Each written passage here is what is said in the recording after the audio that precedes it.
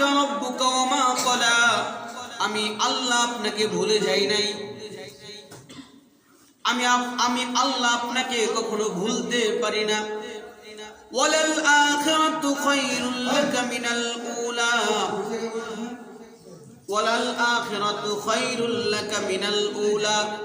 ও নবী, এই দুনিয়া আপনার জন্য শ্রেষ্ঠ না, আপনার জন্য, আপনার উম্মতের জন্য শ্রেষ্ঠ জায়গা হচ্ছে কবর অর্থাৎ জান্নাত। জোরে জোরে বলেন ঠিক কিনা? সব সময় রাত থাকলে ভালো লাগবে না। নবী গো, আমি যদি সব সময় আপনার কাছে ওহী নাজিল করি, মক্কার কাফেররা জানে না ওই ওহী রিসিভ করতে আপনার কত কষ্ট হয়। কেননা যায়েদ রাদিয়াল্লাহু তাআলা আনহু থেকে বর্ণিত বুখারী শরীফের হাদিস, মিসলা জালজালাতুল সারাস, বুখারী শরীফের হাদিস। যায়েদ ডেকে বলে, একদিন আমি নবীর সাথে বসেছিলাম, এমন সময় নবী ডেকে বললেন, যায়েদ, আমি একটু তোমার পায়ে মাথা দিয়ে ঘুমাতে চাই। যায়েদ পাটা মেলে দিলেন, নবীজি পায়ের উপরে মাথা দিয়ে ঘুমালেন। যায়েদ বলেন, প্রায় 1 ঘন্টার মতো নবী আমার তোরার উপরে পা দিয়ে ঘুমাইলেন।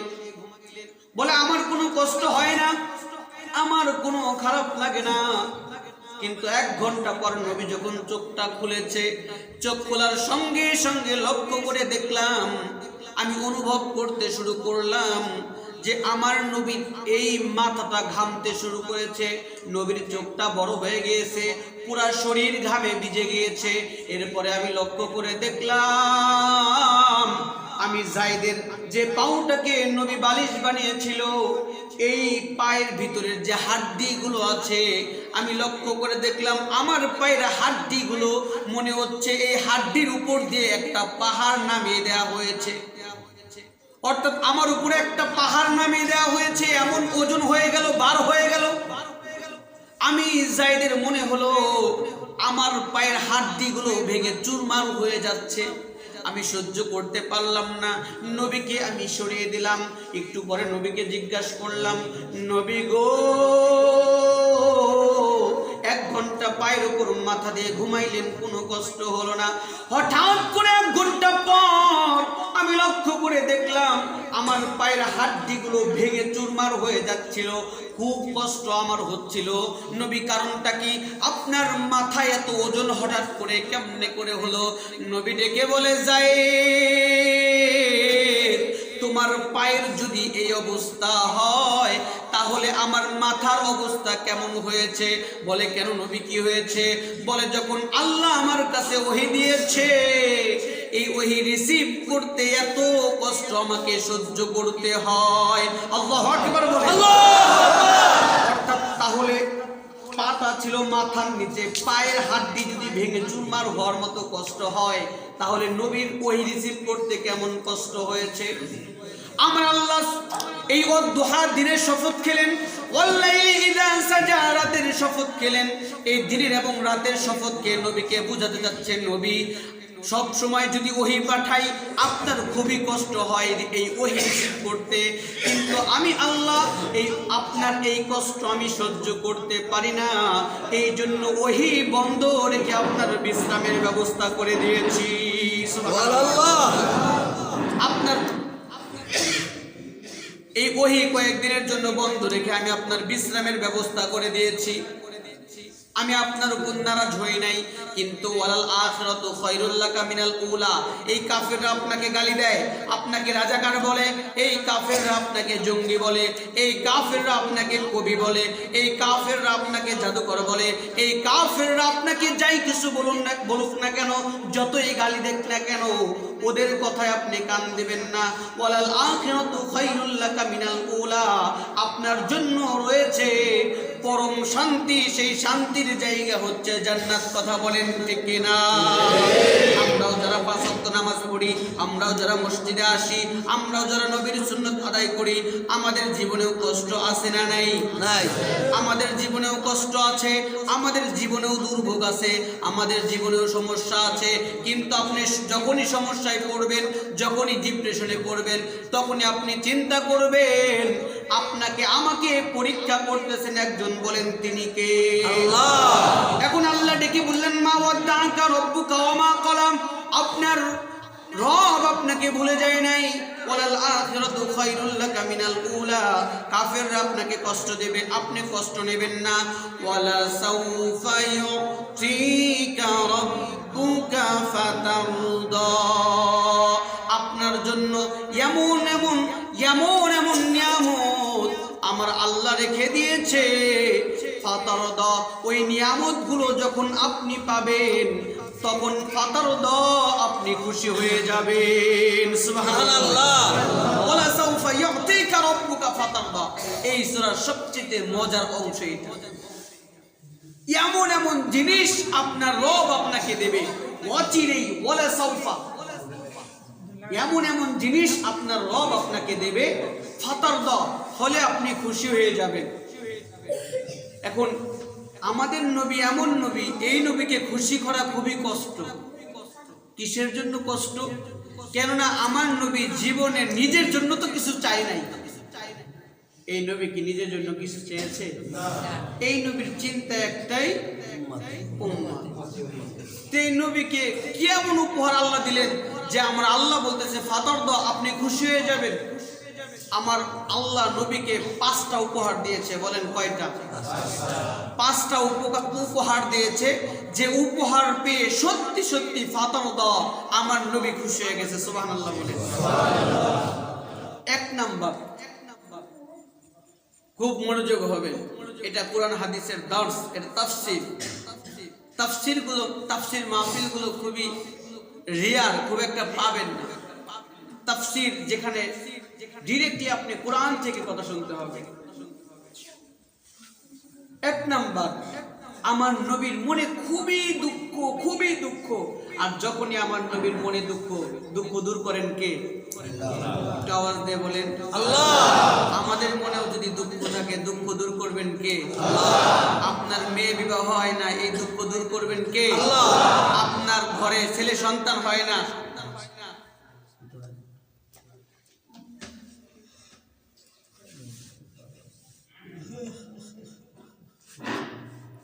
ঠিক হয়েছে না? আবার সমস্যা হবে। আমার মাথা তো মনে হয় একটু বড়।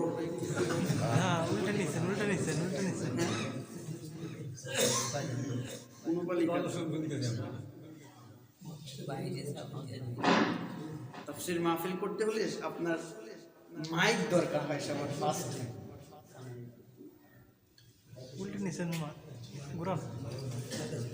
খুবই কষ্ট।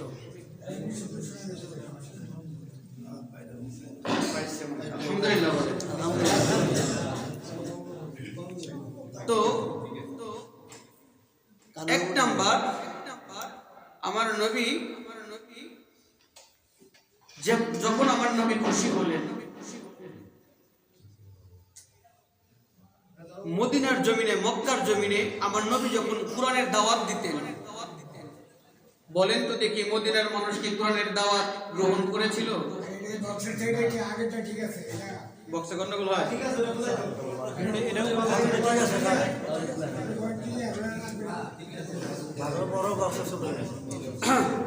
ওকে, আমিন বলেন। আমিন। আরে কি করে আমিন? বাধা আসবে, ঝামেলা হবে, মাইক সমস্যা হবে, তারপরেও একটু মনোযোগ দিয়ে কথা শুনতে রাজি আছেন তো ইনশাআল্লাহ? এক ধারসে কথা না বললে মজা হয় না। তো মদিনার মানুষ, মক্কার মানুষ তো ইসলাম গ্রহণ করে না। নবীর মনে খুবই কষ্ট, খুবই যন্ত্রণা। আপনারা তো জানেন তায়েফের ময়দানে আমার নবী কোরআনের দাওয়াত নিয়ে গিয়েছিল। তায়েফের মানুষ কি দাওয়াত কবুল করেছিল? আমার নবীর মনে দুঃখ আছে না নাই? হাজারো ব্যথা বেদনার পরে ফিরে আসনি তুমি আপন ঘরে, দিনের আলো তুমি ছড়িয়ে দিতে, চলে গেলে মদিনায় মক্কা ছেড়ে। হে রাসূল, তোমাকে ভুলি আমি কেমন করে? হে রাসূল, তোমাকে ভুলি আমি কেমন করে? খেয়ে না খেয়ে দিন প্রচারের কাজে নিজেকে দিয়েছ বিলিয়ে। তায়েফের কাফেরেরা চিনল না সে আলো, দুষ্ট ছেলেদের পিছু দিল লেলিয়ে। পাথরের আঘাতে ক্ষত বিক্ষত হয়ে সারা শরীর থেকে রক্ত ঝরে। হে রাসূল তোমাকে ভুলি আমি কেমন করে, হে রাসূল তোমাকে ভুলি আমি কেমন করে। ঠিক কি না? ওই নবীকে ভোলা যাবে?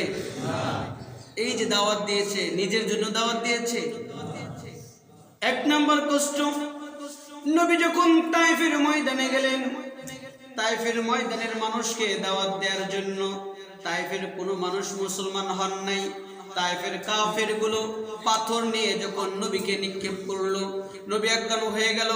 একবার, দুইবার, তিনবার যখন নবী অজ্ঞান হয়ে গেছে, নবীর কোনো হুঁশ নাই। নবীর একজন সাহাবী আসছে, নবীর সাহাবী এসে দেখেন নবী বেহুশ হয়ে পড়ে আছে। ওই সাহাবী ভাবলেন নবী আমার দুনিয়া থেকে চলে গেছে। ওই নবীকে তখন তায়েফের ময়দান থেকে নিয়ে গেল নাখলা নামক খেজুরের বাগানে। ওই নাখলা নামক খেজুরের বাগানে নিয়ে নবী দেখে অজ্ঞান, নবীর কোনো হুঁশ নাই। নবীর যখন জ্ঞান ফিরল, জিবরাইল চলে আসলো। ওগো আল্লাহর পয়গম্বর, আপনি শুধু একবার বলেন তায়েফের মানুষকে দুই পাহাড়ের মাঝখান থেকে পিষে মেরে ফেলি।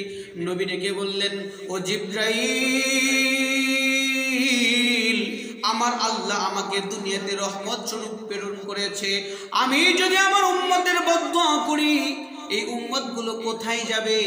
এরা বুঝে নাই আমাকে আঘাত করেছে, আমি মাফ করে দিলাম। তুমি আল্লাহকে বলো, আল্লাহ যেন তাদেরকে মাফ করে দেয়। সুবহানাল্লাহ। কেমন নবী আমরা পেয়েছি।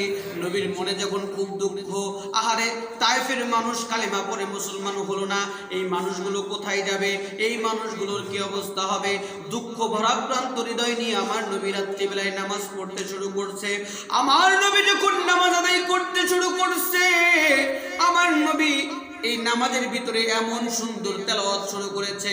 এখন তাফসীরের ভিতরে লিখছে, যখন নবী সুন্দর তেলাওয়াত করতে শুরু করেছে, আমার নবীর তেলাওয়াত এত মধুর ছিল, এত সুন্দর ছিল। আমার নবীর তেলাওয়াত শুনে একদল জিন সঙ্গে সঙ্গে কালেমা পড়ে মুসলমান হয়ে গেছে। সুবহানাল্লাহ।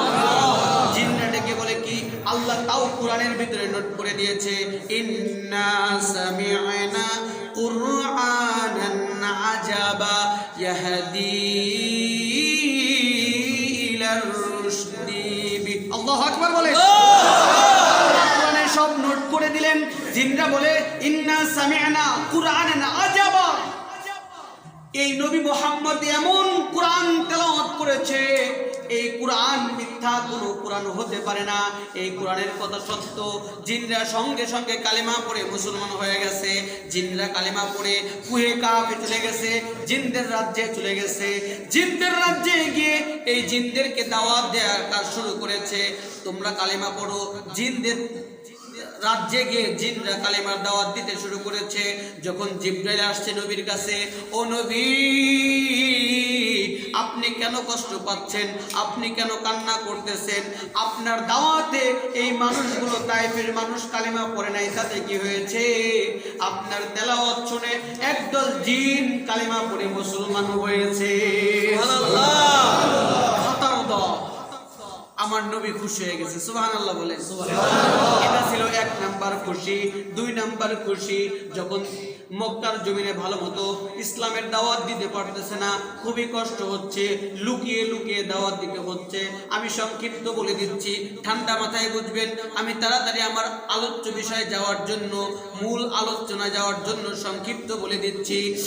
যখন দুই নাম্বার মক্কার জমিনে ভালো মতো কালেমার দাওয়াত দিতে পারেন না, খুবই কষ্ট, ঠিক এমন সময় রাত্রিবেলায় আমার নবী কেঁদে কেঁদে আল্লাহর কাছে দোয়া করলেন, আল্লাহ, লুকিয়ে লুকিয়ে তো আর দাওয়াত দেয়া যায় না, আমরা তো প্রকাশ্যে দাওয়াত দিতে চাই, কিন্তু প্রকাশ্যে যদি দাওয়াত দিতে যাই তাহলে এই মক্কায় বড় বড় কাফের আছে, আমাদেরকে মেরে ফেলবে, আমাদের তো শক্তিশালী কোনো মানুষ নাই, আমাদের লিড দেওয়ার মতো কোনো মানুষ নাই। আল্লাহ গো, মক্কার জমিনে দুইজন মানুষ সবচাইতে শক্তিশালী, এই দুইজনের একজনকে তুমি মুসলমান বানিয়ে সম্মানিত করে দাও। একজনের নাম বলেছেন আবু জেহেল, 2 নম্বরে বলেছেন ওমর। আল্লাহর কাছে দোয়া করেছেন, আপনারা সবাই জানেন আল্লাহ ওমরকে কবুল করেছে। এসেছিল নবীকে হত্যা করার জন্য, যখন হত্যা করতে আসছে, যে তলোয়ার নিয়ে আসছে নবীকে হত্যা করার জন্য, তলোয়ারটা নবীর পাড়তলের ভিতরে ছেড়ে দিয়েছে। পাড়তলের ভিতরে ফেলে দিয়ে নবীকে ডেকে বলে, ও নবী, ইসলাম সত্য? বলে হ্যাঁ সত্য। এই কালেমা সত্য? বলে হ্যাঁ কালেমা সত্য। আল্লাহ সত্য? বলে হ্যাঁ আল্লাহ সত্য। ওমর রাদিয়াল্লাহু তাআলা তখন ডেকে বললেন, যেহেতু সত্য ধর্মের দাওয়াত আপনি দিচ্ছেন, সত্য রবের দাওয়াত আপনি দিচ্ছেন, তাহলে লুকিয়ে লুকিয়ে কেন দাওয়াত দিবেন? আজকে জোহরের নামাজের মাধ্যমে এই মক্কার জমিনে আমরা ইসলাম প্রকাশ্যে দাওয়াত দিতে শুরু করব। সুবহানাল্লাহ। ও নবী, আপনি আর লুকিয়ে দাওয়াত দিবেন না, আপনি আমার সাথে আসেন। আর আমি যে তলোয়ারটা নিয়ে আসছিলাম আপনাকে হত্যা করার জন্য, এই তলোয়ারটা আমার হাতে দেন। এই তলোয়ারটা এতদিন ইসলামের বিরুদ্ধে গিয়েছে, আজকে থেকে এই তলোয়ার ইসলামের পক্ষে কাজ করবে। ওমর হুঙ্কার দিয়ে দিল, ও মক্কার কাফেররা, তোমরা যারা তোমাদের মায়ের বুক খালি করতে চাও, যারা তোমার স্ত্রীদেরকে তোমরা বিধবা করতে চাও, যারা সন্তানদেরকে এতিম করতে চাও, তারা আমি ওমরের সাথে এসে যুদ্ধ করবা। আমরা মক্কার জমিনে এখন জোহরের নামাজ আদায় করব। ওমরের নেতৃত্বে যখন জোহরের নামাজ মক্কার জমিনে আদায় হলো, আমার নবী সালামটা ফিরালেন। ফিরানোর পরে ফতর দ আমার নবীর মনের ভিতরে একটা প্রশান্তি আসলেন, আমার নবী খুশি হয়ে গেলেন। সুবহানাল্লাহ। এটা ছিল 2 নম্বর কষ্ট। 3 নম্বর কষ্ট, মক্কার জমিনে আমার নবীকে মেরে আমার নবীকে মক্কা থেকে তাড়িয়ে দেয়া হলো, হিজরত করে মদিনায় যেতে হলো। সবাই আপনারা জানেন মক্কার মানুষ মানছে, মদিনার মানুষ কিন্তু ঠিকই মেনেছে। মদিনার মানুষ যখন মেনেছে, তখন তো সর্বপ্রথম মুসলমানদের কাবা ছিল বাইতুল মুকাদ্দাসের দিকে। নবীর মনে খুব আশা ছিল, আমি আমার মাতৃভূমি জন্মভূমি ছেড়ে এসেছি, কিন্তু মনটা চায় ওই কাবার দিকে ঘুরে নামাজ পড়ি। এই জন্য নামাজ পড়তেন। নামাজের পরে নামাজটা সালাম শেষ করেই আমার নবী আসমানের দিকে তাকাইতেন। হঠাৎ করে একদিন আসমানের দিকে তাকাইছে, সঙ্গে সঙ্গে আল্লাহ পাক রব্বুল আলামিন ওহী নাজিল করে দিয়েছে, নবী, আপনার মনের দুঃখ আমি বুঝি, আমি আল্লাহ আপনার দুঃখ দূর করে দিচ্ছি। আজকে থেকে পুরা বিশ্বের মুসলমানদের জন্য আমি ঘোষণা করে দিলাম, সকল যে যেখানেই থাকুক না কেন, সকলের কিবলা হচ্ছে পশ্চিম, সকলে এই কাবার দিকে ঘুরে নামাজ পড়বে। আজকে থেকে আপনিও আপনার জন্মভূমি কাবার দিকে ঘুরে নামাজ পড়বেন। সুবহানাল্লাহ। আমার নবী খুশি হয়ে গেলেন। 4th নাম্বার, নবী আমার যখনই বেজার হতেন তখনই আল্লাহ খুশি করতেন, কিন্তু 4th নাম্বারে আমার নবী বেজার হয়ে গেলেন। খুবই কষ্ট। নবীজির একটা স্ত্রী ছিলেন, সর্বপ্রথম স্ত্রী, মুসলমানদের মহিলাদের ভিতরে সর্বপ্রথম যিনি ইসলাম গ্রহণ করেছিলেন খাদিজাতুল কুবরা রাদিয়াল্লাহু তাআলা আনহা। তিনি জীবিত থাকাকালীন আমার নবী দ্বিতীয় কোনো বিবাহ করেন নাই। এই খাদিজাতুল কুবরা যেদিন মারা গেলেন, আমার নবী অসম্ভব ভালোবাসতেন খাদিজাতুল কুবরাকে। কেনই বা ভালোবাসবে না? কেনই বা ভালোবাসবে না?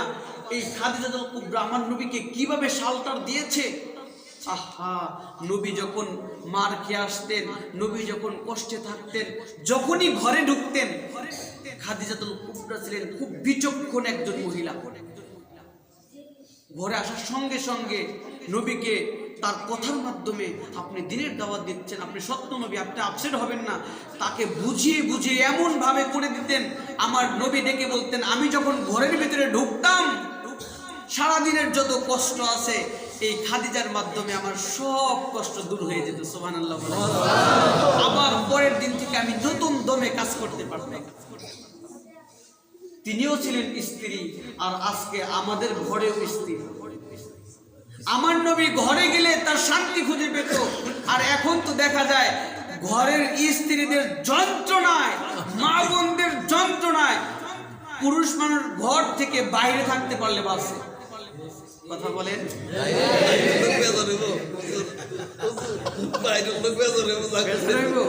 বেজার হইলেও তো কিছু কইতে নাকি কন। এই স্বামীদেরকে অবজ্ঞা করার অন্যতম একটা মাধ্যম, সেই মাধ্যমটা হচ্ছে আপনি আর আমি সবচেয়ে বড় দায়। কিভাবে আপনি আমি বড় দায় জানেন?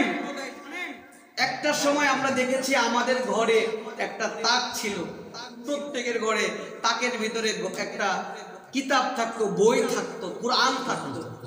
এখন বলেন তো কয়টা ঘরের ভিতরে কোরআন আছে? যে সমস্ত জায়গায় আপনার বাবা, আমার বাবা, দাদারা কোরআন রাখতো, ওই তাকটারে এমন একটা বউ ঘরের ভিতরে আনছেন, ওই তাকটা ঠিকই আছে কিন্তু অনেক কোরআন নাই। ওই তাকের ভিতরে স্টার জলসা, জি বাংলা, মানে শয়তানের বাক্স। আপনার এলাকায় কি স্টার জলসা, জি বাংলা আছে? এই ভারতীয় টিভি চ্যানেলগুলো এদের কাজ কি জানেন? এদের কাজ হলো কিভাবে স্বামী স্ত্রীর ভিতরে দ্বন্দ্ব লাগাইবো, শাশুড়িকে কিভাবে যন্ত্রণা দিব, শাশুড়ির সাথে ঝামেলা কিভাবে লাগাইবো। শুধু এই চ্যানেলের মাধ্যমে এগুলোই দেখানো হয়। বাঙালির মহিলারা দেখে পাগল হয়ে যায়, ওইটাই করে। কথা বলেন। সবার পূর্বে স্টার জলসা, জি বাংলা, এই স্টার জলসা, জি বাংলা নামক গজব ঘর থেকে দূর করেন, দেখবেন। আর সবার পূর্বে আর একটা ঝামেলা আছে, স্টার জলসা, জি বাংলা তো আছে, সাথে সাথে মোবাইলটাও আছে। আপনার সরল সোজা বউ যখনই ঘরে আসতেন দেখতেন বউটা নয় কোরআন শরীফ পড়তেছে, নয় ভালো কিছু করতেছে, ওয়াজ শুনতেছে। বউটা খুব আবদার করছে, জানো না কি কি বলে, আমার মাটা অনেক দূরে থাকে, দেখি অনেকেই ভিডিও কলে দেখে দেখে কথা কয়, আমারে একটা ফোন কিনা দেও।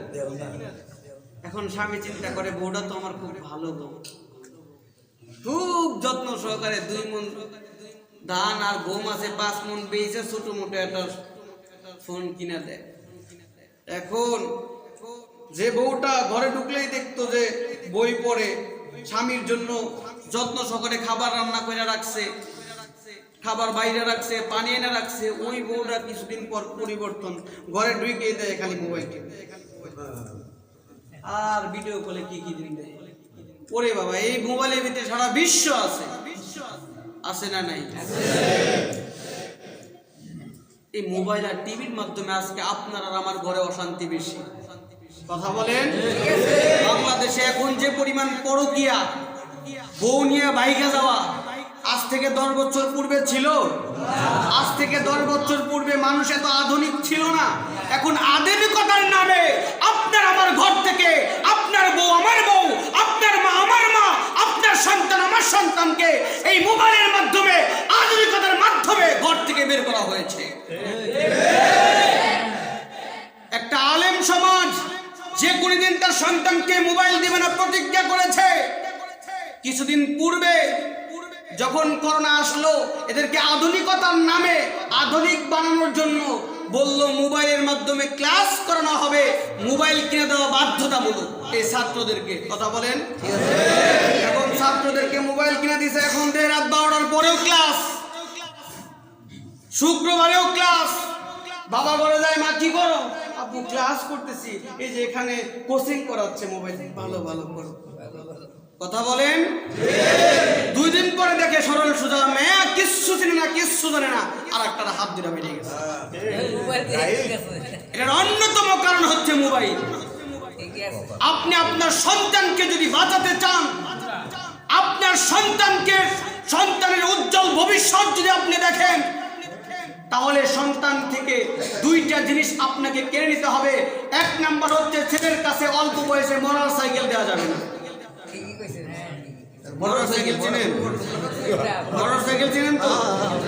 দুই নাম্বার হচ্ছে মেয়ের কাছে ফোন দেওয়া যাবে না, ছেলেদের কাছেও না। পড়াশোনার জামানা, তুমি পড়ালেখা করো, তোমার ফোন দিয়ে এত সমস্যা। এই ফোনের মাধ্যমে যত গুনাহ আর গুনাহ, কথা বলেন ঠিক কিনা? এই জন্য এগুলো থেকে ছেলে সন্তানকে হেফাজত রাখবেন, দূরে রাখবেন। যখনই এই স্টার জলসা জি বাংলা এই জিনিস ঘরে ঢুকেছে, তখন থেকে এই ঘরে অশান্তি আর অশান্তি, কথা বলেন ঠিক কিনা? মা খাদিজাতুল কুবরার কাছে যখন নবী আসতেন, নবী খুশি হয়ে যেতেন, নবীর ভালো লাগতো।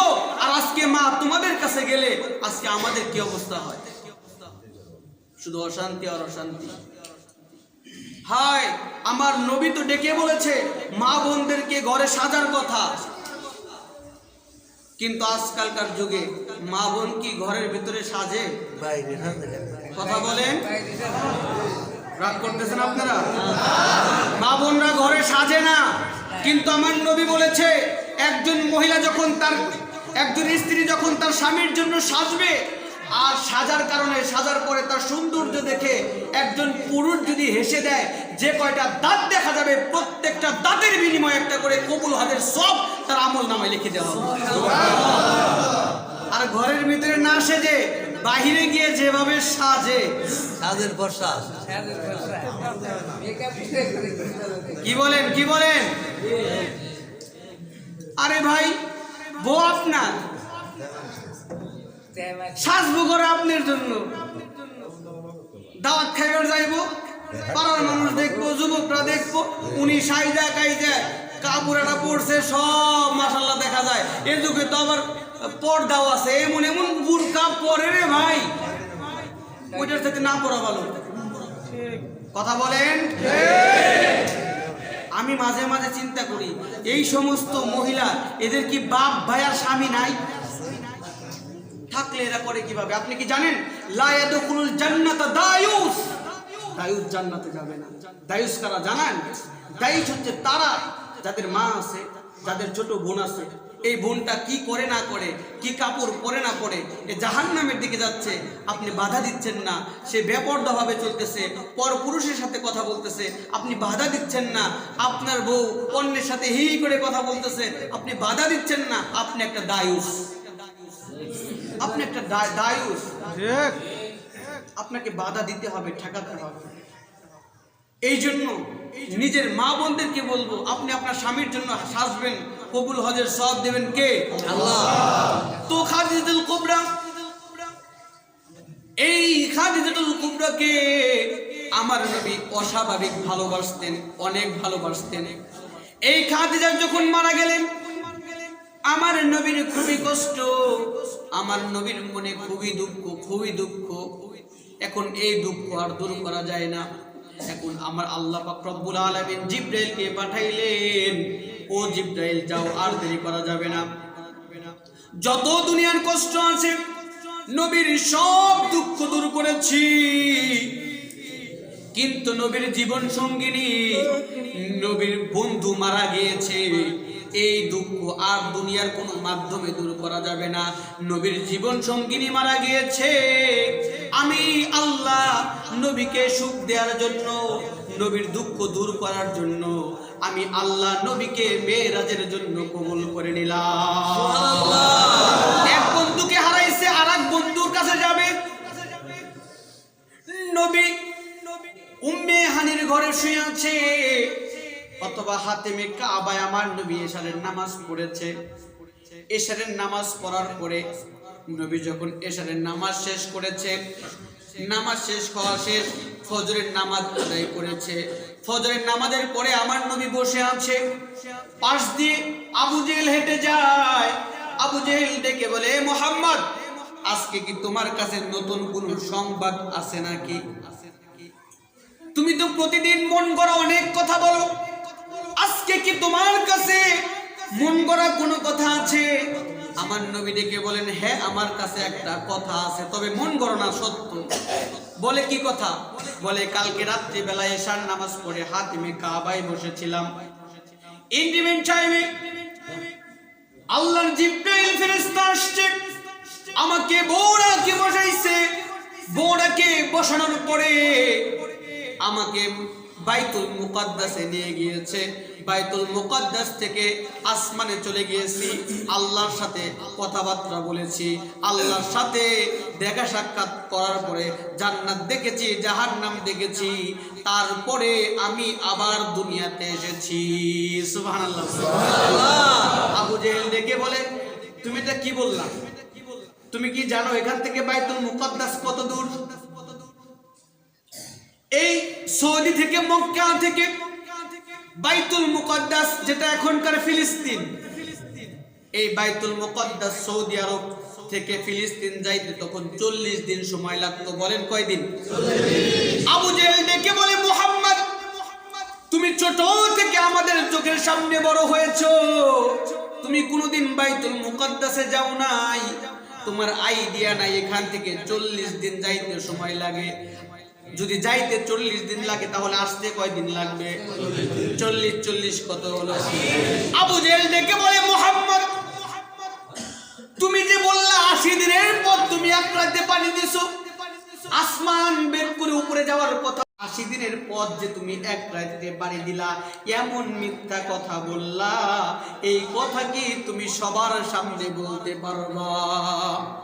নবী মুহাম্মদ ডেকে বলে, চাচা সত্য, যেটা সত্য একজনের সামনেও বলা যায়, আবার হাজার মানুষের সামনেও বলা যায়, আমি সবার সামনে কথা বলতে পারবো। আবু জেহেল দৌড়ে চলে গেছে। ও মক্কার মানুষ, ও কোথায় আবু বকর, কোথায় ওমর, কোথায় মুসলমান যারা হয়েছো, জলদি করে তোমরা আসো। কেন, কোথায় যাব? বলে, আমি এতদিন বলেছি মুহাম্মদ পাগল। নাউজুবিল্লাহ বলেন। আমি বলেছি মুহাম্মদ পাগল, তোমরা বলেছো প্রমাণ দাও। মুহাম্মদ যে পাগল, আজকে আমার কাছে তার প্রমাণ আছে। মুহাম্মদ যে মিথ্যাবাদী, আমার কাছে প্রমাণ আছে। মুহাম্মদ পাগল আর মিথ্যাবাদী যদি প্রমাণ নিতে চাও, তাহলে তোমরা সবাই আমার সাথে আসো। সব মানুষ আসছে। নবীকে ডেকে বলে, নবী, ও মুহাম্মদ তুমি এখন বলো। নবী বলতেছে, হ্যাঁ এই কাহিনী, এক রাতে বাইতুল মুকাদ্দাসে গিয়েছি, বাইতুল মুকাদ্দাস থেকে আল্লাহর আরশ থেকে আবার আমি এখানে এসেছি। যখন এই কথা বলেছে, সব মুসলমানদের কি ঈমান সমান? সব মুসলমানদের ঈমান কিন্তু সমান না। কিভাবে? সব মুসলমান এক নয়। কেননা এই যে কোরআনের কথা আপনারা শুনতেছেন, কারো ভালো লাগতেছে, আবার কারো বেজত লাগতেছে। কথা বলেন ঠিক না? আল্লাহর বন্ধু যারা, আল্লাহর কোরআনের বন্ধু যারা, কোরআনের কথা শুনলে তাদের ভালো লাগে, কিন্তু কোরআনের শত্রু যারা, এই কোরআনের কথা শুনলে গায়ে আগুন ধরে কি ধরে না? তো নতুন মুসলমান সবার ঈমান তো এক না। যারা নতুন কিছু মুসলমান, তাদের ভিতরে কেমন যেন একটু ঝামেলা শুরু হয়ে গেছে। হুজুর এটা কি বলবো? নবী মুহাম্মদ এই কথাটা কেন বলতে হবে? এক রাত্রে 80 দিনের পথ কেমনি পাড়ি দিল? এটা একটু বেশি হয়ে গেল। এখন যদি প্রমাণ দিতে না পারে, তাহলে তো নবী মুহাম্মদ লজ্জিত হয়ে যাবে, তার সাথে আমরাও লজ্জিত হয়ে যাব। সব মানুষ একত্রিত হয়েছে, ইজ্জতের একটা বিষয়। এখন কিছু কিছু নতুন মুসলমান, তাদের ভিতরে কেমন যেন সংখ্যা দেখা দিচ্ছে। এটা তো সম্ভব না, কিন্তু সব অসম্ভব যিনি সম্ভব করতে পারেন তিনি কে? আল্লাহ। এখন তাদের ভিতরে যখন সংখ্যা দেখা দিয়েছে, আবু জেহেল আবু বকরের কাছে গেছে। আবু বকর, খুব তো তুমি প্রথমে মুসলমান হয়েছিল, পাগলটারে চিনো নাই, দেখো এখন কি অবস্থা, আমি যে কইছি বিশ্বাস করো নাই। আবু বকর নবীর কাছে গেছে, নবী আপনি যে কথাটা বলেছেন আমি জানি, আমি ছোট থেকে আপনার সাথে চলেছি, আমি জানি আপনি কোনো দিন এই মক্কা থেকে আপনি ওই বাইতুল মুকাদ্দাস ফিলিস্তিনে আপনি যান নাই, ওই সম্পর্কে আপনার ধারণা নাই। 40 দিন যাইতে 40 দিন আসতে সময় লাগে। যদিও এই কথা ঠিক, এক রাতে পাড়ি দেওয়া সম্ভব না, এটা যথেষ্ট যুক্তি দরকার, প্রমাণ দরকার, দলিল দরকার। কিন্তু নবী মুহাম্মদ আপনি শুনে রাখেন, আবু বকর নরম মানুষ, সমস্ত কাফেরদের উদ্দেশ্যে ভাষণ দিয়ে দিলেও আমার নবী মুহাম্মদ যেহেতু বলেছে, আমার নবী এই হাতেমে কাবা থেকে ফিলিস্তিনে গিয়েছে, বাইতুল মুকদ্দাসে গিয়েছে, আমার নবী বলেছে এটা 100% সত্য কথা, প্রমাণ লাগবে না, দলিল লাগবে না, আমি আবু বকর প্রমাণ দলিল ছাড়াই বিশ্বাস করে নিলাম। যখন এই কথা বলেছে সেই দিন থেকে আবু বকরের নাম হয়েছে সিদ্দিক। সুবহানাল্লাহ। আবু বকর আজকে থেকে তুমি সাধারণ আবু বকর না, আজকে থেকে তুমি আবু বকরের সিদ্দিক, তুমি সত্যবাদী। আল্লাহু আকবার বলেন। তারপরে এখন আবু বকর ডেকে বলতেছে, নবী যেহেতু আমরা বিশ্বাস করে নিয়েছি, কিন্তু কিছু কিছু লোক আছে, কাফেররা আছে, এরা তো বিশ্বাস করতেছে না। নবী যদি আপনি বিস্তারিত ঘটনাটা খুলে বলতেন তাহলে আমাদের বিশ্বাস করা সহজ হতো। আমরাও বিশ্বাস করি কি করি না? আমাদের দলিল লাগবে, প্রমাণ লাগবে, আমাদের সায়েন্স লাগবে, আমাদের কোনো কিছু লাগবে না। আমার নবী বলেছে, আমরা বিশ্বাস করি, সত্য বলেছে। কথা বলেন ঠিক কি না? জান্নাত আছে না নাই? আছে। জাহান্নাম আছে না নাই? আছে। ওই জান্নাতে ভালো কাজ করলে যাবে, খারাপ কাজ করলে জাহান্নামে যাবে। মানেন কি মানেন না? তাহলে তো সবাই মানেন, তাহলে ভালো কাজ করার দরকার আছে না নাই? এখন নবী বলতেছে তাহলে শুনো, তাহলে শুনো আমি কি কালকে রাতে কি হয়েছে আমার সাথে। আমি যখন এখানে বসেছিলাম, হঠাৎ করে আমার মনটা খারাপ, খাদিজাতুল কুবরা মারা গিয়েছে। হাতেমে কাবা থেকে একজন জিবরাইল আসছে, জিবরাইল এসে তার সাথে একটা বাহন নিয়ে আসছে, এটার নাম হচ্ছে বুরাক। কি বলে? বুরাক বলে। আমাকে ওই বুরাকে বসতে বললো, কিন্তু আমি তো বসতে পারলাম না, কেমন কেমন যেন লাগলো। আমি জিজ্ঞাসা করলাম কোথায় যাব, বলো আমাকে। জিবরাইল ডেকে বললেন, নবী মুহাম্মদ আপনি চিন্তা করবেন না, আপনি যেহেতু হাবিব, আপনাকে খুশি করার দায়িত্ব আল্লাহ। আপনি কয়েকদিন ধরে খুব আপসেট, আপনার মনে খুব দুঃখ, আল্লাহ আপনার দুঃখ দূর করার জন্য আল্লাহর মেহমান, আল্লাহ আপনাকে দাওয়াত দিয়েছে, আল্লাহর কাছে যেতে হবে। সুবহানাল্লাহ বলে। বলে তখন আমি বুরাকে উঠে বসলাম। আর ওই বুরাকের পাওয়ারটা কেমন? বলে ওই বুরাকের পাওয়ার এমন, বুরাক যখন পা দেয়, এই বুরাকের এমন স্পিড, এই যে আমরা কারেন্টটা দেখি না, এই কারেন্টের স্পিড কত জানেন? সেকেন্ডে 80,000 মাইল। কত হাজার? 80,000। 80,000 মাইল সেকেন্ডে। কত রেঞ্জে যায় ওই বুরাক। নবী মুহাম্মদ আপনার হাদিসের ভিতরে আসছে যে আপনার ওই বুরাকের এমন পাওয়ার ছিল, এমন পাওয়ার ছিল যে এক চোখ বুঝে মক্কায় পা দিয়েছে একটা, আর এক পা গিয়ে আপনার বাইতুল মুকদ্দাসে গিয়ে পৌঁছে গেছে। অর্থাৎ এক ধাপে 40 দিনের পর এই বুরাক পাড়ি দিতে পারবে। যেটা গবেষণা করে দেখা যায়, এই এখনকার জামানায় এই আপনার কারেন্টের যে গতি, তার চাইতেও পাওয়ারফুল গতি ওই বুরাকের। সুবহানাল্লাহ বলে। এমন গতি ওই পাওয়ার বুরাকের। বলে আমি যখন বুরাকে উঠলাম, বুরাকে ওঠার পরে আমাকে নামায় দেওয়া হলো। আমাকে নামাই দিছে কোথায়? আমাকে বাইতুল মুকদ্দাসে নামাই দিছে। এখন ওই মসজিদের ভিতরে বাইতুল মুকদ্দাস দুনিয়াতে আছে না নাই? এখন আছে না নাই? সেই বাইতুল মুকদ্দাস এটা আমাদের মুসলমানদের সম্পত্তি।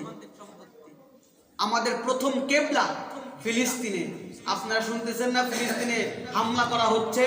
ওই ইসরাইল ফিলিস্তিনের মুসলমানদেরকে মারতেছে, আপনারা জানেন না? কিভাবে তাদেরকে হত্যা করতেছে জানেন? তাদের এই শত্রুতা কেন জানেন? এই শত্রুতা হচ্ছে ওই বাইতুল মুকদ্দাস নিয়ে। কেননা এটা বাইতুল মুকদ্দাসটা হচ্ছে মুসলমানদের দ্বিতীয় ভালোবাসার জায়গা। ইমাম মাহদি আসবে না, ঈসা আলাইহিস সালাম আসবে না। ঈসা আলাইহিস সালাম দুনিয়াতে কোথায় নামবে? বাইতুল মুকদ্দাস। আল্লাহু আকবার বলেন। তো এই বাইতুল মুকদ্দাসে গিয়ে আমি যখন পৌঁছাইলাম, আমি তো চিনি না, পৌঁছানোর পর দেখি অনেক সুন্দর সুন্দর মানুষ ওই বাইতুল মুকদ্দাস মসজিদের ভিতরে বসে আছে। আমিও সেখানে গিয়ে বসলাম। এখন কেউ কাউকে চিনি না। এখন জিবরাইল আসছে। জিবরাইল এসে বলতেছে আপনাদের সবাই এখানে 2 রাকাত নামাজ পড়তে হবে। কয় রাকাত? 2 রাকাত নামাজ পড়তে হবে। এখন সবাই শুধু সবার দিকে তাকায়। যে আজকে এই নামাজের ইমামতি করবে কে, এখানে যাদেরকে দেখতেছি এটা তো সাধারণ কোনো মানুষ মনে হচ্ছে না, এরকম ভিআইপি পার্সন মনে হচ্ছে। এগুলো এখানে নামাজটা কে পড়বে বা এগুলো কারা? সবার ভিতরে একটা প্রশ্ন। তখন জিবরাইল ডেকে বলতেছে, আপনাদের প্রশ্ন আমি বুঝেছি যে এখানে কিসের জন্য আপনারা সবাই একত্রিত আপনাদেরকে করা হয়েছে। এখন ডেকে বলতেছে, এখানে আপনারা যারা একত্রিত হয়েছেন, সাইয়েদনা আদম থেকে শুরু করে নবী মুহাম্মদ পর্যন্ত যত পয়গম্বর আল্লাহ সৃষ্টি করেছে, সমস্ত পয়গম্বরকে ওই বাইতুল মুকাদ্দাসে এই যে রজব মাস আজকের রাত, এই রাত্রিবেলায় বাইতুল মুকাদ্দাসে একত্রিত করা হয়েছে। সাইয়েদনা আদম থেকে নবী মুহাম্মদ পর্যন্ত সব নবী। এখন আদম আলাইহিস সালাম ডেকে বলতেছে, জিবরাইল এতগুলো পয়গম্বরকে একত্রিত করার উদ্দেশ্য কি? ডেকে বলতেছে, সব পয়গম্বরকে উদ্দেশ্য এখানে ডাকার উদ্দেশ্য হচ্ছে আপনাদের পয়গম্বরদের পয়গম্বর সাইয়্যিদুল মুরসালিন খাতামুন নবিয়্যিন রাহমাতাল লিল আলামিন নবী মুহাম্মদুর রাসূলুল্লাহ সাল্লাল্লাহু আলাইহি ওয়াসাল্লামকে আপনাদের মাধ্যমে এখানে সুস্বাগতম করা হবে, আপনাদের মাধ্যমে সংবর্ধনা দেওয়া হবে। তারা সবাই বুঝতে পারছে যে এখানে নবী মুহাম্মদ কোনটা, কারণ নবী মুহাম্মদের চেহারা দেখে আল্লাহু আকবার হয়ে গেছে, সবাই তাকিয়ে আছে, তাহলে এই সেই নবী মুহাম্মদ। এখন বলতেছে, এখন বাকি কথা খুব পরে হবে, এখন 2 রাকাত নামাজ পড়তে হবে। এখন আমাদের নবী বিনয়ী নবী, আমাদের নবী নিচের দিকে বসে আছে। এখন সবাই শুধু সবার দিকে তাকায়, নামাজের ইমামতি করবে কে? যেখানে বাবা থেকে শুরু করে সমস্ত পয়গম্বর। বলেন তো ওই নামাজের কাতার কি কম দামি না বেশি দামি? আল্লাহু আকবার! কত বড় নামাজের ইমামতি কে করবে? একবার আদমের দিকে তাকায়, ওর দিকে তাকায়, সের দিকে তাকায়। আদমকে সবাই বলে, তাহলে আপনি তো জাতির পিতা, আপনি প্রথম মানুষ, আজকে ইমামতি আপনি করেন। আদম ডেকে বলতেছে, ঠিক আছে, আমি তো জাতির পিতা, প্রথম মানুষ, আমার সব ঠিক আছে, কিন্তু মাঝে মাঝে পিতার চাইতেও সন্তানের সম্মান বেশি হয়ে যায়। আজকে আমাকে উদ্দেশ্য করে এখানে একত্রিত করা হয় নাই, এখানে আমারও ইমাম, আমারও নবী সাইয়্যিদুল মুরসালিন, এই নবীদের নেতা এখানে আছে নবী মুহাম্মদ। ইমামতি যদি কেউ করে তাহলে সেই নবী মুহাম্মদই করবে। আল্লাহু আকবার! যখন দেখে কেউ করে না, জিবরাইল আসছে, নবীর হাতটা ধরছে, নবী উঠেন, লাজুক নবী, লজ্জা অহংকার নাই, দেমাক নাই, নবীকে হাতটা ধরে ইমামতি আপনি করবেন সিদ্ধান্ত দিয়েছেন কে? আল্লাহ। আওয়াজ দিয়ে বলেন আল্লাহ। আল্লাহ সিদ্ধান্ত দিয়েছে। নবী নামাজ পড়েছে, নামাজ পড়ার পর সব নবীদের সাথে সাক্ষাৎ হয়েছে, দেখা সাক্ষাৎ করে নবী মুহাম্মদ বর্ণনা করে, সেখান থেকে আমার মেয়ারাজ শুরু হলো। আমাকে সেখান থেকে বুরাকের মাধ্যমে নিয়ে যাওয়া হলো। এখনকার মেডিকেল সায়েন্স বলে, আপনার এখনকার বৈজ্ঞানিক বলে যে এই যে প্রথম আসমানগুলো আছে বা এই মাধ্যাকর্ষণ শক্তি, গ্র্যাভিটি শক্তি, যেখানে নিউটন আবিষ্কার করেছিল যে তার একটা সূত্র, আপেলের সূত্রটা আছে না, উপর দিকে না গিয়ে নিচের দিকে যায় কেন? এরকম একটা সূত্র আছে না যুবকরা? কেন যায়? মাধ্যাকর্ষণ শক্তি। এই মাধ্যাকর্ষণ শক্তিটা কি, এটা বের করে কিভাবে নবী মুহাম্মদ গেল? তখন এই কিছু সায়েন্টিস্টরা গবেষণা করে দেখলো যে একটা কারেন্ট, এখন তো মাধ্যাকর্ষণ শক্তি বের করে রকেটগুলো আসমানে যাচ্ছে কি যাচ্ছে না, চাঁদে যাচ্ছে কি যাচ্ছে না। আগের যুগে যেতে পারতো, এখন যেতে পারে কি পারে না? এই জন্যই তো বলে বৈজ্ঞান যত আপনার হবে, কি বলে, বৈজ্ঞান যত উন্নত হবে ইসলাম বোঝা তত সহজ হবে। সুবহানাল্লাহ বলে। এখন আপনার চাঁদে রকেট পাঠানো হচ্ছে, রকেট কিভাবে যায়, অর্থাৎ রকেট এভাবে যায়, সেকেন্ডে যদি একটা রকেটের গতি মাইল মাত্র 80 কিলোমিটার থাকে, তাহলে ওই গ্র্যাভিটি শক্তি ভেদ করতে পারে। আমি আগেই বলেছি ওই বুরাকের শক্তি 80 মাইল ছিল না, 80,000 মাইল ছিল। সুবহানাল্লাহ। ওই বুরাক এই গ্র্যাভিটি শক্তি এমনি এমনি পার করে চলে যাবে। তো নবী যখন এই গ্র্যাভিটি শক্তি পার করে আসমান, প্রথম আসমান, দ্বিতীয় আসমান, এভাবে ভেদ করে যেতে লাগছে, গ্র্যাভিটি শক্তি ভেদ করে যখন আমার নবী যেতে লাগছে, হঠাৎ করে আমার নবী বলে যে আমার মনে হলো যে আমি জান্নাতের খুব কাছে চলে আসছি। কিসের কাছে? আপনাদের কষ্ট হচ্ছে নাকি? সারা রাত কতক্ষণ চলবে বলেন তো?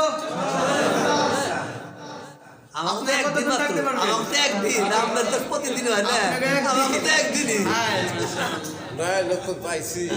নতুন পাইছেন। আল্লাহ এই ভালোবাসাকে কবুল করুক সকলে। এই টান, কোরআনের টান, কথা বলেন ঠিক কিনা? কোরআন এমন একটা কিতাব যে কোরআনের কথা বলতে গেলে শুরু আছে, কোনো শেষ নাই। একটা কথা মনে পড়ছে, 2 মিনিটে যদি অনুমতি দেন বলে দেন। তাহলে এটা আপনারা মনে রাখবেন, যখন মেরাজে যাচ্ছিল, ওইটা আপনাকে মনে রাখার জন্য বলতেছে। আর যে কথাটা মনে পড়ছে একটু পরে বলি। মিরাজে যাওয়ার সময় হঠাৎ করে নবী বলতেছে যে আমার নাকের ভিতরে জান্নাতের ঘ্রাণ চলে আসছে। কিসের ঘ্রাণ? নবী বলতেছে জিবরাইল আমি তো মনে হয় চলে আসছে অনেক জান্নাতের কাছাকাছি। এখন জিবরাইল ডেকে বলতেছে নবী না, জান্নাত এখান থেকে আরো অনেক দূর, আসমা আপনার আল্লাহর আরশি তো অনেক দূর। বলে তাহলে আমি এখানে, ওই বুরাকটা সেই দিন 3টা জায়গায় বিশ্রাম নিয়েছিল। প্রথম যখন বিশ্রাম নিয়েছে নবী সেখানেই জান্নাতের ঘ্রাণ নেই। নবী বলতেছে না, আমি এখানে জান্নাতের ঘ্রাণ পাচ্ছি, এখানেই জান্নাত হবে, এত সুন্দর ঘ্রাণ। তখন জিবরাইল ডেকে বলছে নবী না না, এটা জান্নাতের ঘ্রাণ ঠিক আছে, কিন্তু এখান থেকে আরো অনেক দূর। বলে কত দূর? বলে অনেক দূর। বলে তাহলে এত দূর থেকে জান্নাতের ঘ্রাণ আমার নাকে কেন আসে? এখন জিবরাইল বলতেছে যদি এই কথা কইতে চাই অনেক সময় লাগবে, আপনাকে তো আল্লাহ 1 রাতের মেহমান বানাইছে। 1 রাতে যদি এই ঘটনা কই সময় একটু বেশি লাগবে, আপনার সময় অপচয় হবে, থাক আপনি পরে একদিন এই ঘটনা শুনেন। এখন যখন এই কথা বলছে পরে একদিন শুনেন, কিন্তু মানুষ এদের একটা আপনার কি বলে, এদের একটা স্বভাব আছে, সেই স্বভাবটা হচ্ছে তাড়াহুড়া। তাড়াহুড়া আছে না নাই?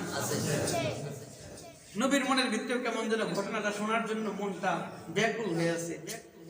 আমি বলতেছি জান্নাত কাছে, জিবরাইল বলে না আরো অনেক দূর, আরো 2 বার বিশ্রাম নিতে হইব। তাহলে কেন নবীর মনে এই ঘটনাটা জানার জন্য তাড়াহুড়া ব্যাকুল হয়ে আছে। এখন সঙ্গে সঙ্গে আল্লাহ জিবরাইলকে ওহী নাযিল করছে, জিবরাইল আজকে আমি হচ্ছি মেজবান। মেজবান বুঝেন তো? এই যে আপনারা সবাই মেজবান না, আপনাদের বাড়িতে আমি আসছি, আমি কি? আপনারা কি মেজবান? আপনাদের বাড়িতে আমি আসছি, আপনারা মেজবান, আমি মেহমান। নবী ডেকে বলতেছে জিবরাইল আজকে আমি আল্লাহ মেজবান, আমার নবী মেহমান। তো মেহমান আবদার করছে আর আমি মেজবান রাখবো না, এটা কি হয়? নবী আপনি বলে দেন, রাতের চিন্তা আপনার করতে হবে না। জিবরাইল এই রাতের মালিক কে? আল্লাহ। আওয়াজ দিয়ে বলেন আল্লাহ। আওয়াজ দিয়ে আল্লাহ।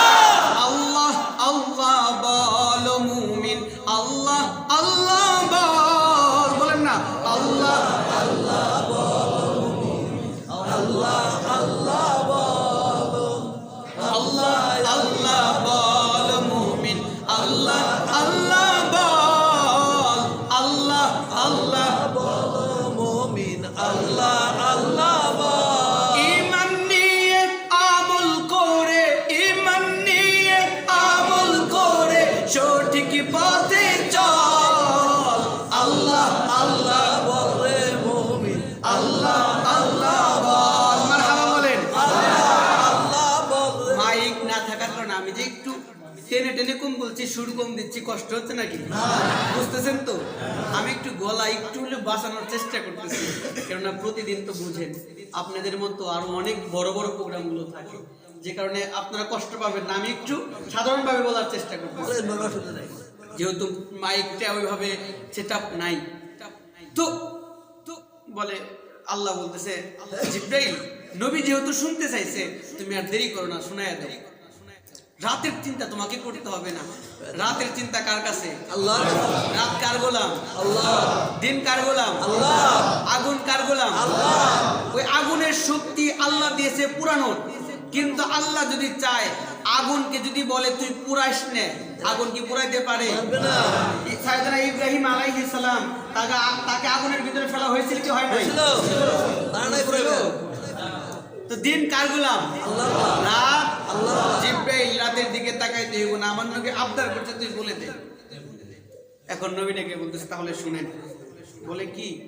বলে আপনার পূর্বে দুনিয়াতে একজন নবী আসছিল, সেই নবীর নাম হচ্ছে সাইয়েদনা মূসা আলাইহিস সালাম।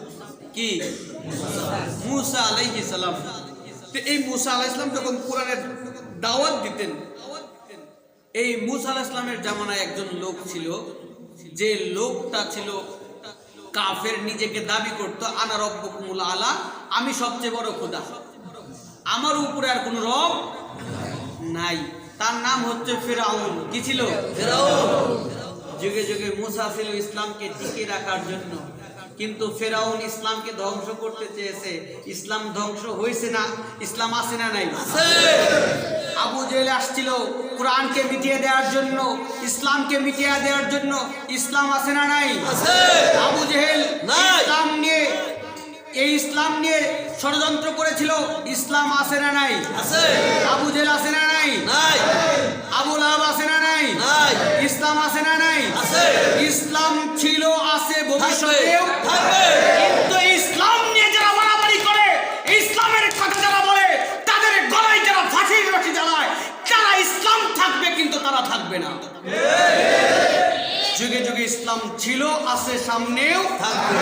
যারা ইসলামের পক্ষে থাকবে তাদের নাম ওমরের খাতায় থাকবে, যারা ইসলামের পক্ষে থাকবে আবু বকরের খাতায় থাকবে, যারা ইসলামের পক্ষে থাকবে মূসা আলাইহিস সালামের খাতায় থাকবে। ইতিহাস তাদেরকে সোনার ছেলে হিসাবে ঘোষণা দেবে। কিন্তু ইসলামের বিরুদ্ধে গেলে চাঁদাবাজ প্রমোট যারা করবে, ইসলামের বিরুদ্ধে যারা করবে, দর্শনকে প্রমোট যারা করবে, ওই লেনিন আর কার্ল মার্ক্সের ধর্ম যারা বাস্তবায়ন করার চেষ্টা করবে, তারা ফেরাউনের মতো ধ্বংস হয়ে যাবে। তাকবীর! নারে তাকবীর! আল কোরআনের আলো! নারে তাকবীর! তো ওই ফেরাউন নিজেকে দাবি করতো আনা রব্বুকুমুল আলা, আমি সবচেয়ে বড় খোদা, আমার উপরে কোনো খোদা নাই। দেখেন তো কি বিপদ! একটা সাধারণ মানুষ সে দাবি করতো কি? আনা রব্বুকুমুল আলা, আমার উপরে কোনো রব নাই। কিন্তু ওই ফিরআউনের ঘরে দুইটা মহিলা ছিল যারা মুসলমান। এত বড় খোদা সে নিজেও জানতো না। সুবহানাল্লাহ বলেন। আর আমরা পানির নিচে কি করি কেউ জানে না, কে জানে?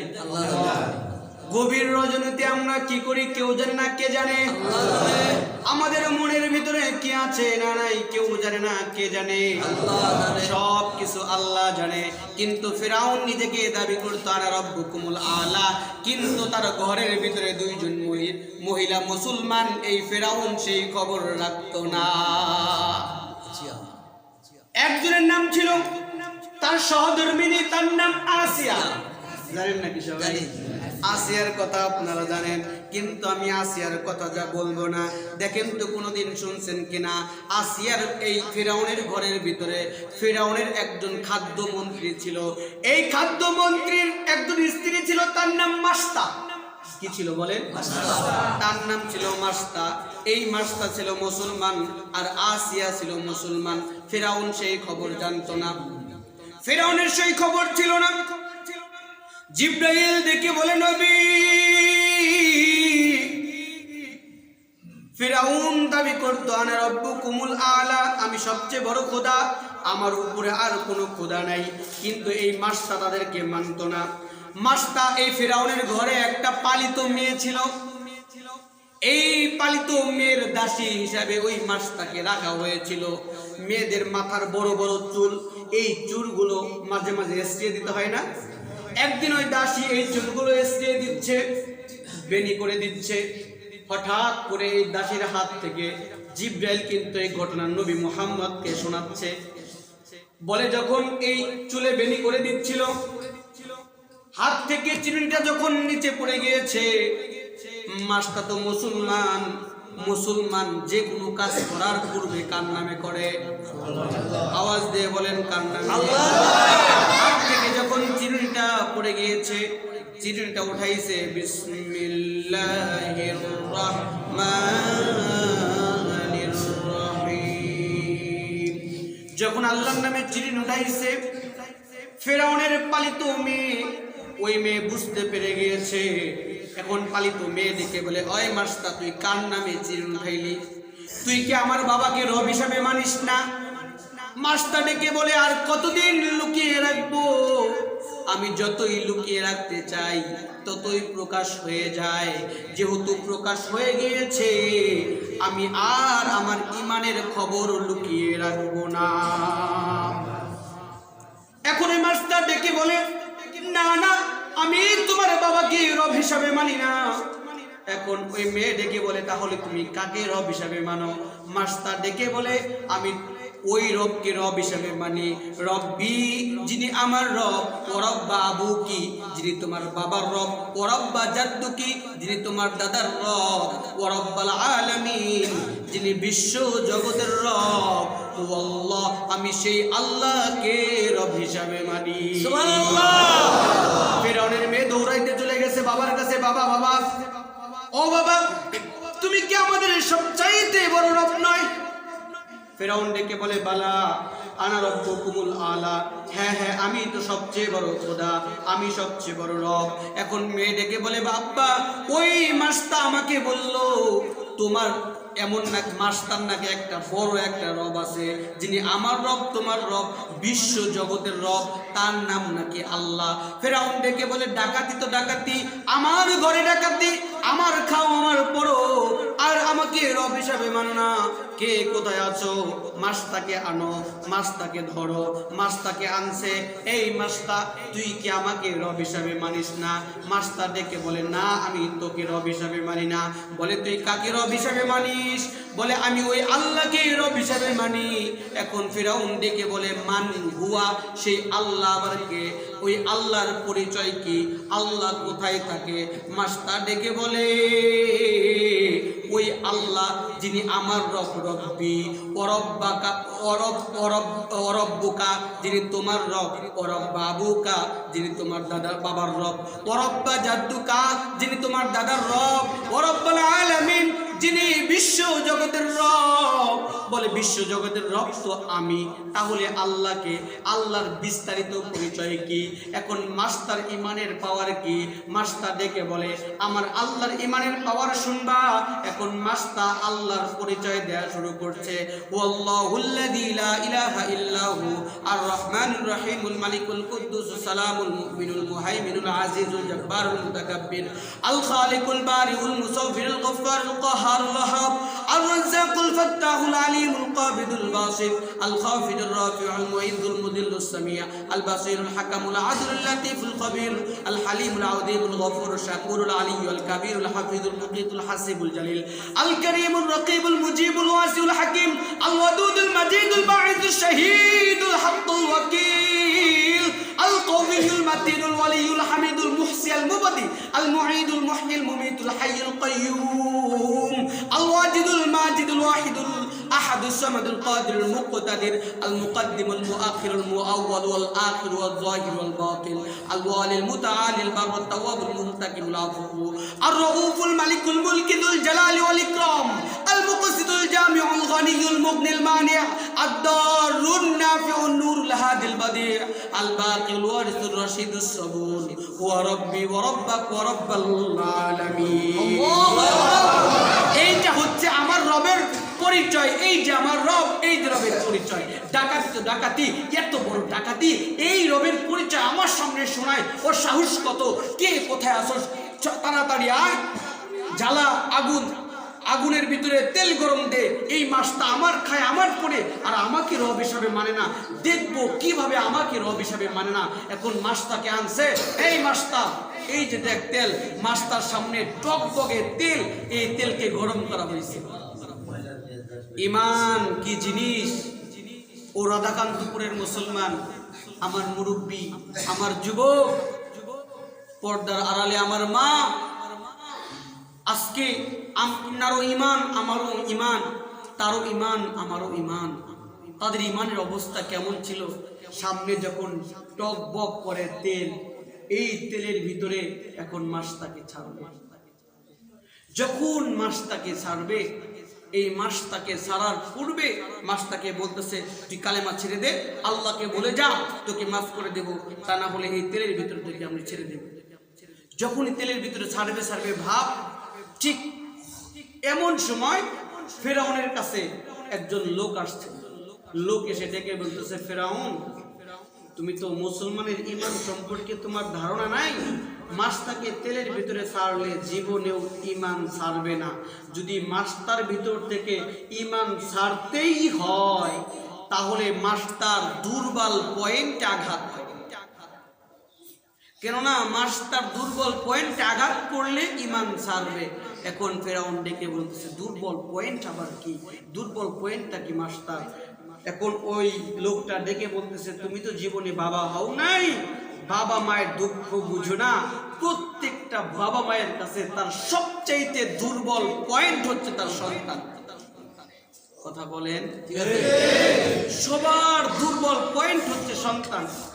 এই যে খেতে খামারে আমরা যারা কাজ করে, আপনারা করেন, আপনার বাবা সবাই যারা খেতে খামারে কাজ করে, কষ্ট করে, যদি ছেলে সন্তানকে বড় শিক্ষায় শিক্ষিত না করতে হতো, সন্তানের উপর মায়া না থাকতো, এত কষ্ট বাবা মারা করতো না। বলে সবচেয়ে দুর্বল পয়েন্ট হচ্ছে মা বাবা। এই মা বাবা, এই সন্তানের দুর্বল মা বাবার দুর্বল পয়েন্ট আঘাত করে ঈমান ছেড়ে দেবে। বলে কিভাবে? বলে মাস্টার ঘরে দুইটা সন্তান আছে, একটার বয়স 8 আর একটার বয়স হচ্ছে 6। 8 বছরের বাচ্চা কথা বলতে পারে, কিন্তু 6 বছরের বাচ্চা এখনো কথা পরিপূর্ণ বলতে পারে না। বলে এই দুইজন সন্তানকে আনো, এই দুইজন সন্তানকে তেলের ভিতরে ছাড়ো, দেখবা আপনি আপনি কালেমা ছেড়ে দেবে। শয়তানের বুদ্ধি আর ঈমানের পাওয়ার আর ঈমানের পরীক্ষা কত। আমার ভাইরা, আমার বন্ধুরা, পর্দার আড়ালে আমার মা বোনেরা, গভীর মনোযোগ। ঈমান কি জিনিস, আল্লাহর উপর ঈমান কেমন জিনিস, তাদের ঈমান কেমন ছিল। যখন তেলের ভিতরে ছাড়বে, ঠিক তেলের ভিতরে ছাড়ার পূর্বে বড় সন্তানকে ধরছে, বড় সন্তানকে তেলের ভিতরে মায়ের সামনে, চোখের সামনে তেলের ভিতরে ছেড়ে দিছে। মায়ের কলিজা কাটা, নারী কাটা ধন মায়ের চোখের সামনে যখন সন্তানকে তেলের ভিতরে ছেড়ে দিছে, কিতাবের ভিতরে লিখছে এমন টকবকে আগুন, এমন টকবকে তেল, তেলের ভিতরে ছাড়ার সঙ্গে সঙ্গে সন্তানের হাড্ডি মাংস আলাদা হয়ে গেছে, শুধু কঙ্কাল দেখা যাচ্ছে। একজন মা কিভাবে সন্তানের এই বিরহ সহ্য করবে? মা সহ্য করতে পারে নাই, মা ঝরঝর করে চোখের পানি ছেড়ে দিয়েছে। আল্লাহকে ডেকে বলে, মা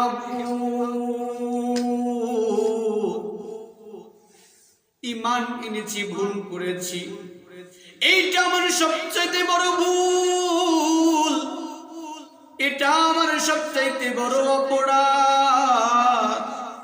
ঈমান আনার কারণে